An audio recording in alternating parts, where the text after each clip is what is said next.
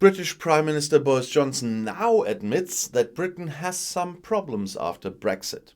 Anyway, at the Conservative Party conference on Sunday, Johnson said he had known for months that the transportation industry was in trouble.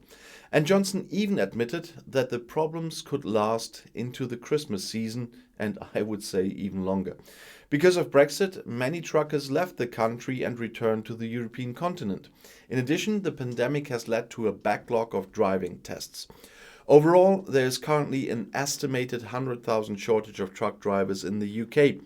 According to Johnson, the UK is in a phase of transformation after Brexit, in which the economy must free itself from its dependence on cheap labour from the EU countries. There will be no return to uncontrolled immigration to contain the fuel crisis, which also means that the food shelves are empty in many places. The Prime Minister made this clear in an interview with the BBC. Boris Johnson, however, would not be Boris Johnson if he took even part of the blame and the consequences of the situation on himself. The Prime Minister stressed to those responsible for the retail trade and the transport industry that avoiding food shortages at Christmas was their responsibility. After all, it's not the government's job to fix supply problems. Yes, it is if you cause them. And he said, I said that, but he said ultimately it's the companies that have to come up with the solutions to their own supply chain problems.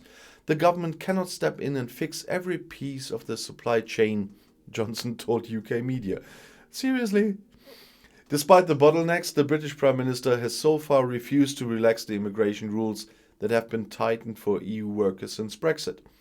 Apart from temporary programs to recruit foreign skilled workers, immigration should be avoided as far as possible. Johnson hopes this will boost salaries and productivity in the UK. Motorists in the UK, meanwhile, are still struggling to get petrol or diesel. Long queues form in front of the petrol stations, and many of them are no longer available.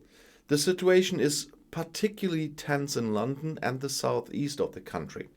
In Scotland and the north of England, however, the crisis is now as good as over, the BBC reported on Sunday, citing the Petrol Retailers Association.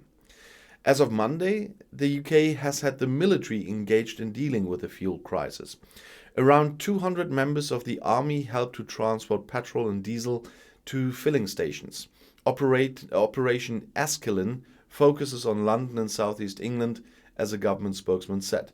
But seriously, they are blaming everything now on the retailers and the industry, although they caused the whole thing. Well, it's too bad you can't blame the EU for that one, isn't it? I'll see you in my next video. Bis gleich.